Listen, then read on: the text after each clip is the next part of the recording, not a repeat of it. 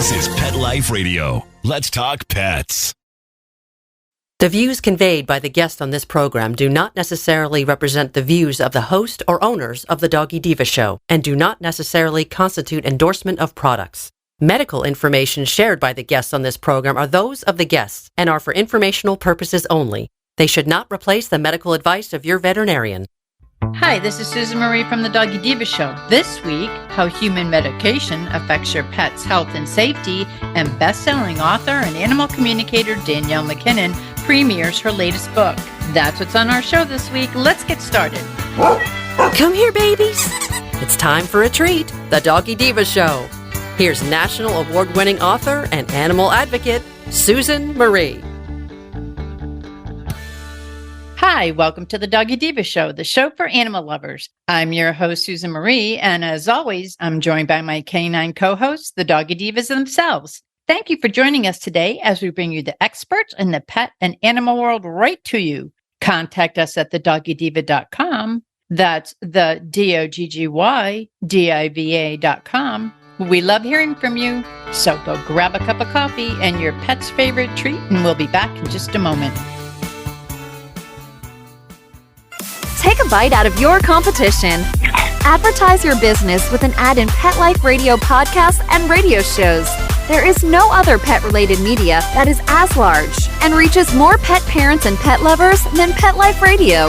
With over 7 million monthly listeners, Pet Life Radio podcasts are available on all major podcast platforms. And our live radio stream goes out to over 250 million subscribers on iHeartRadio, Odyssey, TuneIn, and other streaming apps. For more information on how you can advertise on the #1 pet podcast and radio network, visit PetLifeRadio.com/advertise today. Let's talk pets on PetLifeRadio.com.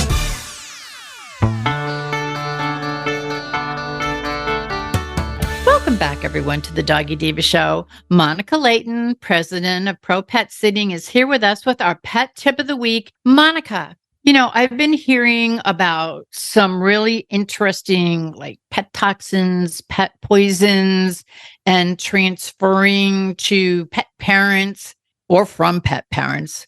What is that about?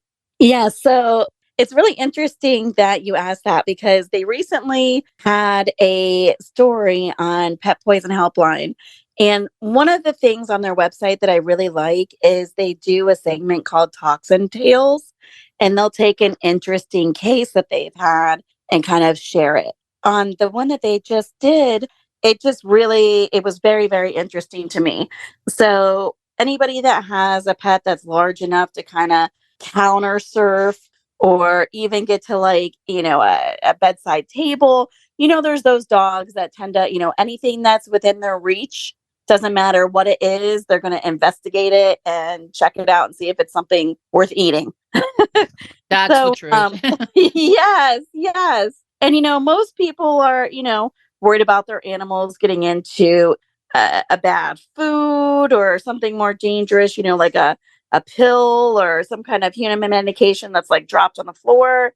This mom had a prescription skin cream that was treating a cancer that she had, and it was in a pump container.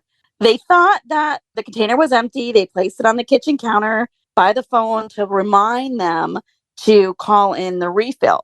And while they were out of the house, the dog jumped up and pulled the container off the counter and chewed the entire container.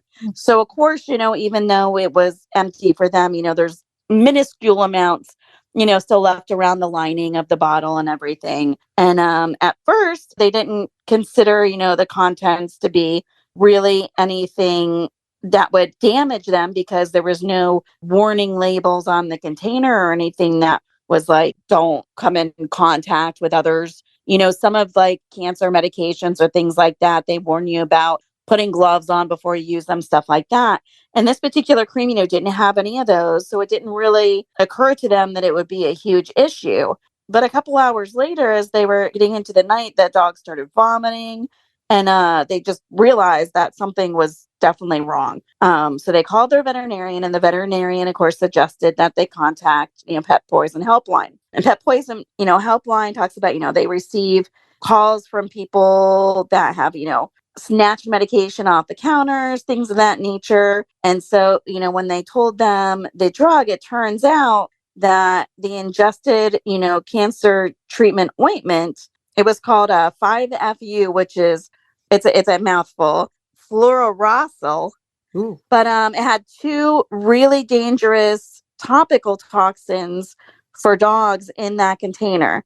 So it's used to treat human skin cancers, such as like superficial, like basal cell carcinomas and keratosis. While the IV form of it, can be used in dogs with certain cancers, the topical version apparently is very poisonous when ingested to dogs. Even a small amount can be extremely toxic and can acute in, GI issues, vomiting, diarrhea, central nervous issues, tremors, seizures, bone marrow suppression. Wow. Yes, like this 5-CU is rapidly absorbed from the GI tract.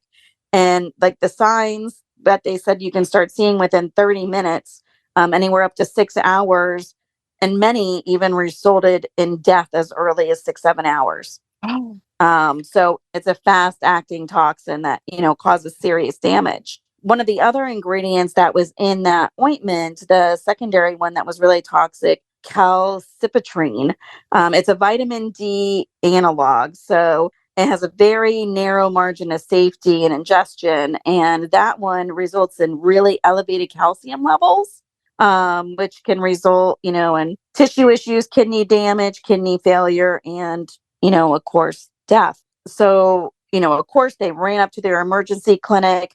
The pet was seizuring. They were able to get that up control. The dog was hospitalized for multiple days, just to kind of get that dog, home and well. But, you don't really think that an ointment or something, especially that doesn't have, big warnings on it, is going to be a huge thing. And I don't know how many times, I think it's just ease for us. You get a new prescription and it's like, oh, I'm supposed to put this on twice a day. Oh, if I put it in the drawer, I'm going to forget. Like, I'm going to put it on my nightstand by my bed so I remember, like, when I get up in the morning and when I go to bed. Or I'm going to put it on the counter with the other meds. So when I take these, I do this. And, you can have your medications all tightly kid locked. You make sure you put them in little containers. You're super careful about not dropping any when you have your pets. And the last thing even me would think about is the hand cream. I have to tell you, I am so cautious with pills, any kind of pills, even vitamins, everything. This doesn't even enter my mind. I wouldn't even think about, I figured that it would be dangerous if I had it around for them to chew them. But didn't you say that even if it's on your, like if you pet your pet with some of this cream on, sometimes that can even be dangerous? Yes. Yeah. They had said that, after applied, if it's, even just getting in contact with the pet can cause serious reactions. Wow. I got to tell you, Monica, I didn't even, this is all news to me. And I'm sure it's news to a lot of the, the pet parents listening out there that, we lock up all of our pills and we lock up everything that's like, don't come near. Mine's on the third shelf up in my, I have like a cabinet in the kitchen and I have everything on just in case. I don't want anyone to touch anything. And like you said, they have the safety covers on it and everything. But with an ointment, I just put it on my nightstand. No longer. It will be going in the drawer. And, the other thing that I found interesting too is that particular medication, they said it can also be deadly if it's licked off the skin. So let's say you put it on and then your dog comes over and starts licking you. Apparently that particular medication can have lethal effects in just that. So I think when you buy prescriptions, they're not labeled for dog, interactions, obviously. So I think, another point too is talking to your veterinarian sometimes about the medications you're on when you're in there is definitely one thing to like jot down and try to remember when you're in like, with the pet's health, because if you do run into a situation to where the pet gets into something, it's good to have that knowledge right offhand. Like, these are the meds I'm on. If my pet was to ever get into anything, which ones am I concerned about? What am I going to see? What do I need to do? Because the last thing you want to have happen is like some medication you're on all the time end up being severely toxic to your pet. You don't know. And it's like a Sunday or evening time when you're taking your, meds and it drops. But I always tell clients that, especially like a lot of our elderly clients that are on a large array of medications, oftentimes they're like, oh, we dropped something. I don't know if the dog got it. And I'm like, you know what? I'm like, send me a list of all the meds you have. Because in some cases also, it's like I have a lot of clients that because they take things so many times a day and so many different medications, they'll transfer them out of the original bottles and put them into, little pill sorters. Like this is my AMs, this is my midday. And it's like if they're dropped and they don't know exactly which one, you know what I mean? At least if you have the listing, I tell my clients all the time, like bring it in and we'll literally tell them, like, no big deal, no big deal. This is a problem. This is what this pill looks like. If you see, the little white one missing or the, whatever it is, then you need to right away call us, emergency clinic. Do not wait. Wow. I never even thought of asking my vet. That actually makes too much sense. That does, because you don't know, you're thinking, oh my God, is this going to interact with this that I'm taking? You're going to the pharmacist going, okay, now if I take this, is this going to interact with this for me? I don't even think of saying, how dangerous is this going to be to my pet? Yeah, but I mean, right when you go into your veterinarian, I would say that would probably be the best place. I love you that bring your dogs in every year. Bring a list of your meds with you. And I'm just like when you go to the doctor. Just like when you go to the doctor right now. and you pull out the list a mile long. And yours. Oh my gosh. Oh, that makes so much sense. And it's something that I'm sure I'd never thought of. I never thought to ask my vet, okay, I'm on this. How would this affect, the dogs? That's an excellent piece of advice. Absolutely. Because I mean, at least if you know in advance, you know what to look for, yes, this one is toxic. This is what will happen. This is what you can see. And this will constitute an emergency. Or, this one, it's not a big deal. If they get one or two, fine. But if they get a bunch, then you have an emergency. Wow. They can save some serious worrying and possible trips to the ER for something that may not be a problem. And then the ones that are, right away how to act and what to do. Yeah, especially if you could say I'm on this, what would the side effects be to, my dog if they happen to get a hold of one of them or more than one of them? That's a great idea. I mean, I didn't even think of that. I'll have to travel with my list. I'll just put it in my wallet, whether I go to a doctor, a specialist, a vet, who knows? Yes, but definitely, have your vet check out, your meds, and do not forget about the creams or the lotions. And then hopefully those counter surfers will not be getting into some stuff. Yeah, and I think each household may just have one of those at least. Well, as always, Monica, you brought us great information.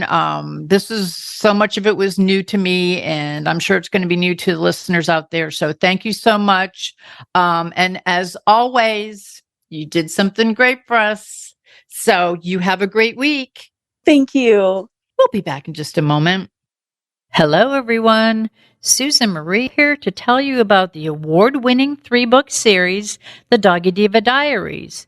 It is a trilogy of heartwarming and inspirational stories about Miss Olive, a lonely little rescue pup, hoping to find her forever family and friends and a life filled with love.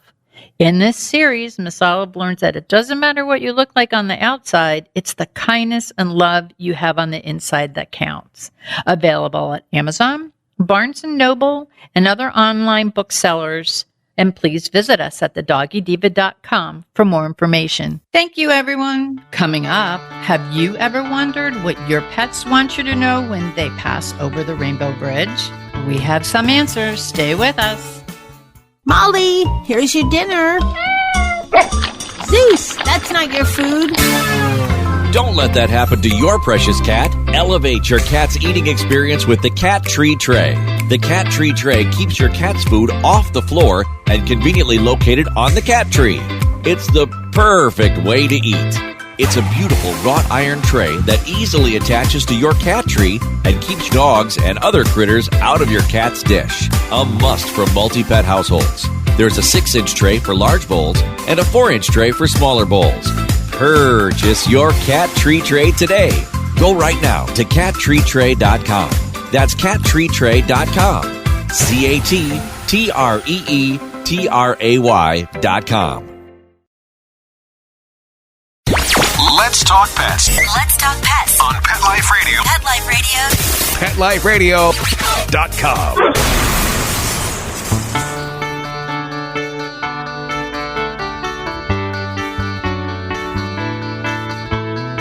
Welcome back, everyone, to the Doggy Diva Show. Danielle MacKinnon is a best-selling author and an intuitive and soul-level intuitive coach.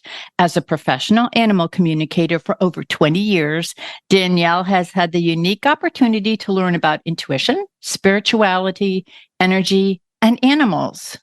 She shares this value information in her books and in the Danielle MacKinnon School of Animal Communication and Intuition.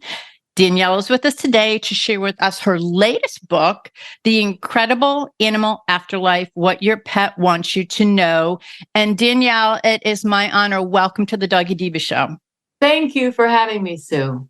Oh, it's my pleasure. And, I've read your books and I follow you on your social media and YouTube, and you're very informative. And also you make it very fun. You don't go down any rabbit holes. And what you do in your background is so diverse. Can you please tell the listeners a little bit about yourself? I was the sensitive one growing up. I was the weird one. I was the one who was trying to fit in, but, I thought I knew what my animals were saying. I was told I didn't know. I was told to try and be more normal, less sensitive. So I spent a lot of my childhood trying to be like everybody else. Nobody is like everybody else, I'm going to say, but I thought they were all like each other and I was the different one. I started really kind of being interested in this stuff when I was young, and it continued even though I kept pretending I wasn't interested. But it all culminated when my dog got sick. And at the time I was in marketing at a Fortune 500 company and doing that and excelling at it, but wasn't really happy. And I knew I was meant for something else, but I did not know what, except I knew I loved animals. So my dog got sick, and a friend suggested that I take her to the pet psychic that lived in my town. This was not something I knew. I knew nothing about this stuff, but I really wanted it to be real. And my dog had been so sick for so many days and the vets couldn't figure it out. So I ended up bringing my dog and my husband, who is a scientist, to the place where the guy was working, the pet psychic was working. We went out to the parking lot of where he was working because I had my sick dog with me, Bella, and he took his time. He looked at me, he looked at my dog, he looked at my husband. He looked like he was having this internal conversation with my dog. And then finally he said, okay, she's sick because she ate corn cobs, and she ate those corn cobs because you and your husband have been fighting about your mother. He was right. We had been fighting about my mother-in-law for a full week prior to that, and she had been anxious about it. So for me, that was my moment of, wait, what is happening here? This is what I need to do with my life. This is real. And it was kind of like a domino effect from there on that I needed to get into connecting with animals like this. Wow. What a aha moment. Now, for those of us who may not be there may be some out there who are not familiar with what an animal communicator is. Can you tell us a little bit about what an animal communicator does? Yes. So an animal communicator connects psychically with animals. Animals use their intuition every day to survive. They don't just have their see, hear, feel sensation. They're not just using the 5 senses. If you look at the birds that are all flying in unison, yes, science says that's one thing, but really they're connecting intuitively with one another. They're in the energy together. So animals are using that every day, and they're actually sending us intuitive messages every day. So what an animal communicator does is learns how to tap into those intuitive messages to receive them and understand them. Now, For pet parents who may want to connect with their beloved fur kids, maybe who have gone over the bridge or maybe that are with us right now, can they? Yeah. So everybody has the ability to connect intuitively with animals. We are all born with this ability. It's just that we shut it down by the time we're maybe like 5 or 6 years old. Our society says, "Hey, that's weird. Hey, don't do that. You're what is it? Anthropomorphized. You know the word I mean, right? I never get it right. You know what I mean. Yes. So they're doing that, assigning, we're told we're assigning human emotions to animals. Animals don't have emotions like that, but animal communicators actually tap into all of that and are able to feel the emotions of the animals and feel the thoughts and experience the visuals and hear the sounds from the animals, whether or not the animal is alive. And regular people who haven't studied animal communication yet are also able to do it and are very often doing it. They just don't realize it. They think they're really close to their pet and they don't realize that some of the reason they're so good with their pet is because they're actually already using animal communication. Ah, interesting. Can you tell us, is there an animal afterlife? Yes. So it's kind of my thing, the animal afterlife. Animals, I've worked with, I don't know, thousands of animals that were either getting ready to cross over, or in the crossing over process, or have crossed over. And they feel very differently about the animal afterlife, but there is definitely an animal afterlife. One of my favorite things to do, and it's going to sound like slightly mean, but it's not mean, I swear it's not mean, is when I have my animal communication students, they're working on learning animal communication. We start out working with animals that are alive, but I'll usually slip in an animal that's crossed over. They're doing it like I'll give them the name of the animal, and they won't know that they're talking to an animal that's crossed over. And the reason I do that is because we humans, we have so many thoughts and baggage and emotions around the afterlife that it can often get in the way. We think it's going to be this way, or we think it won't be that way. But if we don't know we're connecting to an animal in the afterlife, it's actually very easy to connect with that animal and receive information back. Now, what are some signs that we could look for if we're like looking for the sign that our pet's with us? Okay, well, first of all, our pets are always sending us signs from the other side. Those that have crossed over, they want us to know they're there. They want us to know they love us. They want us to know that they're watching over us.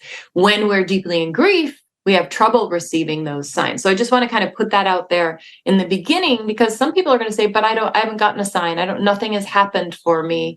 And it's usually that our grief is stopping us from noticing because our vibration is so low, or it's that we think the sign should be this thing and only this thing, and it's actually something else. So ways that animals on the other side will give us signs are, one that happens to me a lot is I'll be sitting at my desk and I'll see my deceased dog run by out of the corner of my eye. It's like, oh, she was just there. But she obviously wasn't physically just there.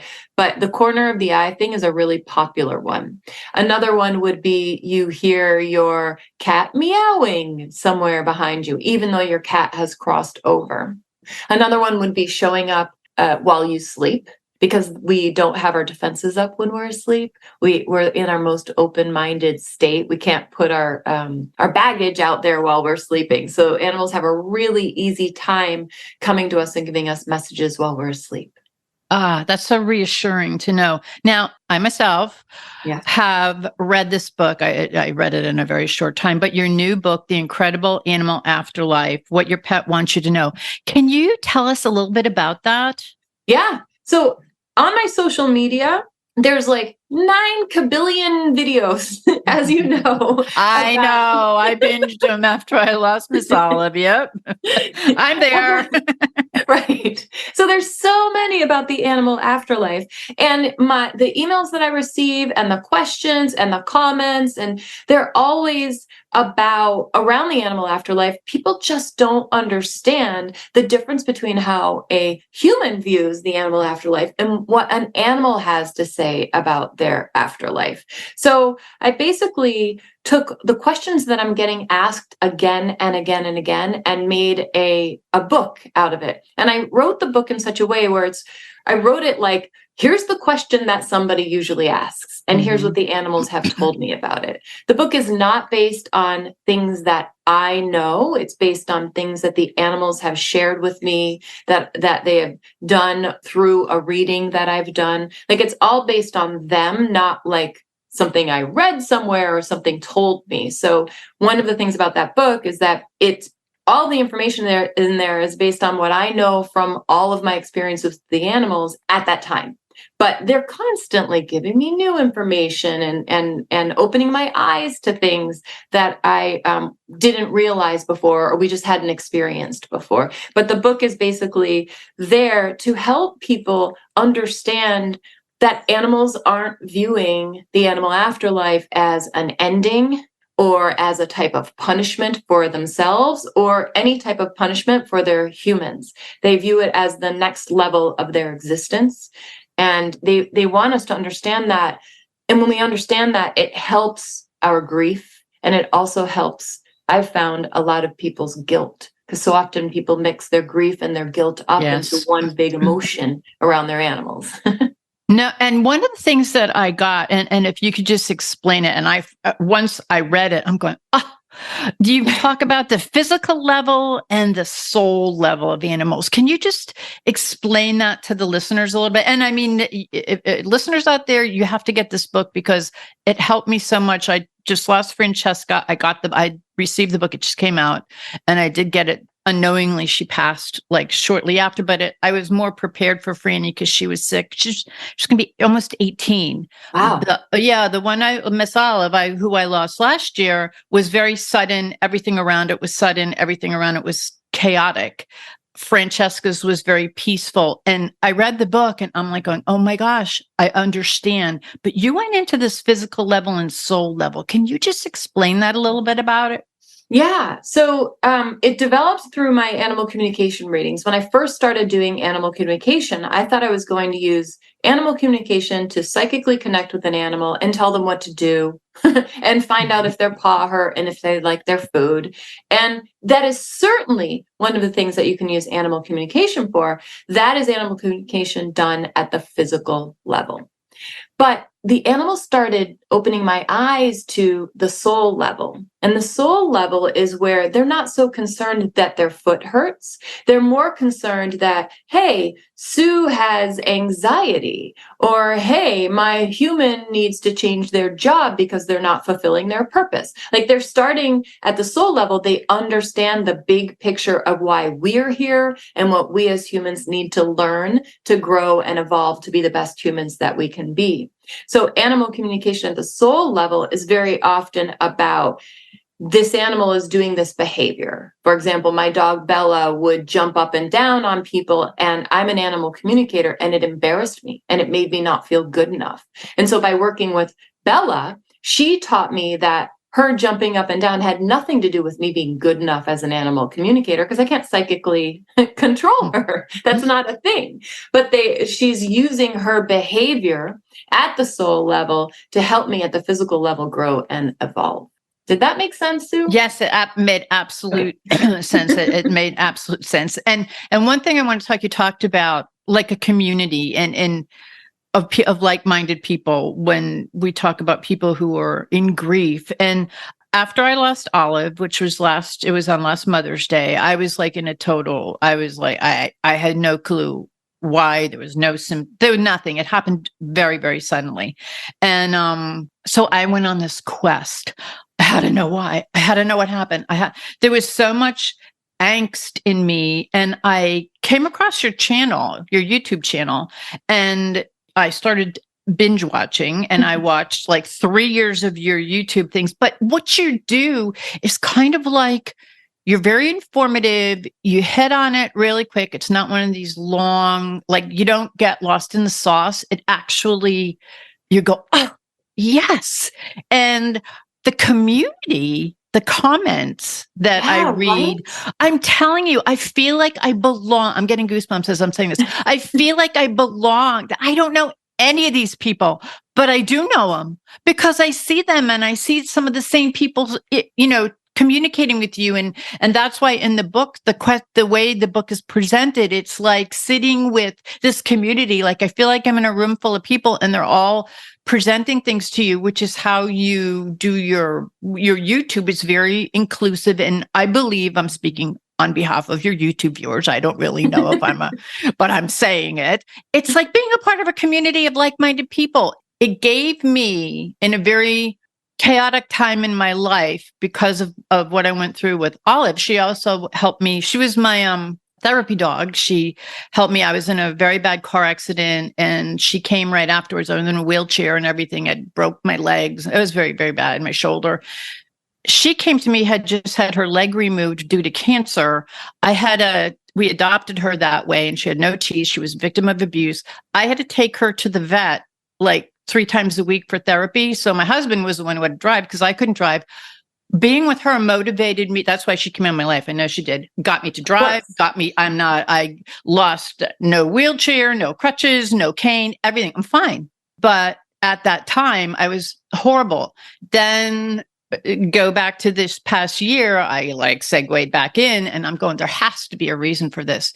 And that's why I want to personally thank you because you helped me to kind of get my feet back on the ground and kind of understand things. And by the time Franny left us, which we were anticipating for a while, as I told you, she was almost 18, I had a sense of peace that I wish I would have had when Olive left. So I want to thank you on behalf. And I'm thinking that a lot of your, whether it's social media, your followers, your students, people who come to you for guidance, I hope I'm speaking on behalf of them. I think I am.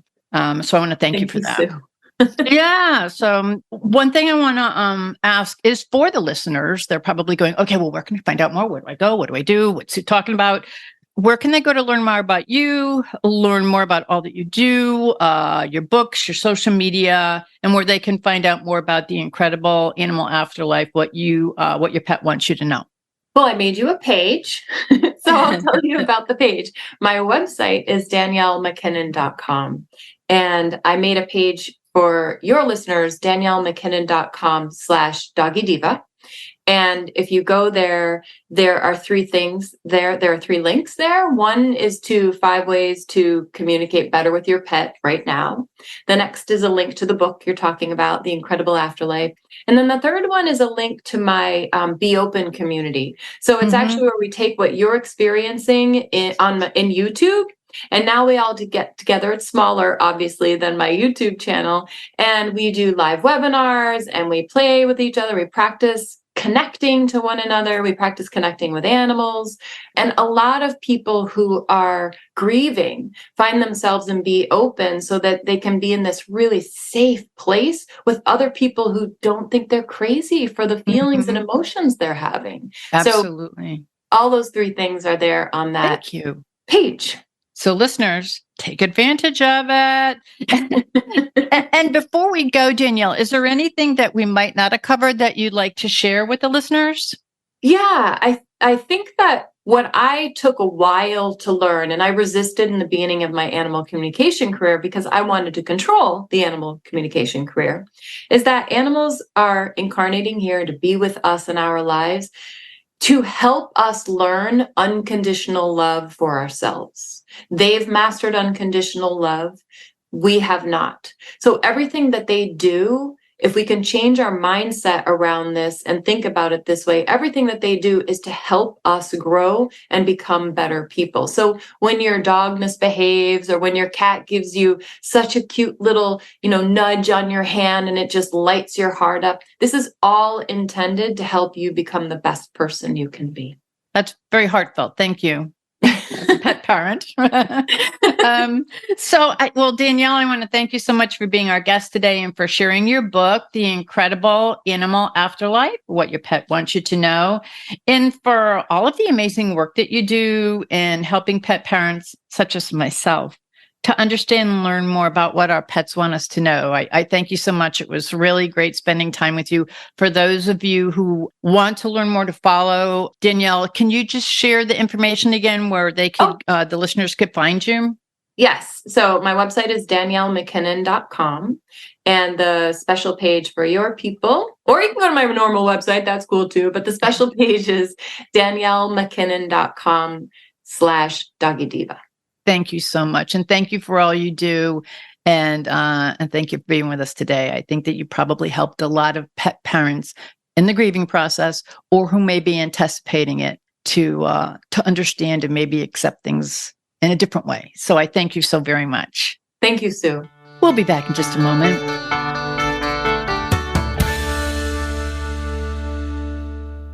Pet Life Radio, the #1 pet radio network on the planet, joins forces with iHeartRadio to put the power of your pets in your pocket. Awesome. Download the iHeartRadio app and rock Pet Life Radio on your phone, on your tablet, on your Xbox, in your car. Pet talk, pet tunes, and fun pet times. Pet Life Radio and iHeartRadio. Positively Possum. We would like to thank our guests this week. And also, as our Doggy Divas always say, please love your pets because they love you unconditionally. And please remember to adopt, foster, spay, neuter, and microchip. And as always, please have a great Diva week, everyone. Thank you for joining us for this episode of the Doggy Diva Show. To find out more about Susan Marie and the Doggy Divas, visit them at their website, thedoggydiva.com, and on Facebook at The Doggy Diva Show. Tell your fellow pet parents about it. We look forward to having you join us again for the next episode. See you soon. Let's Talk Pets, every week on demand, only on PetLifeRadio.com.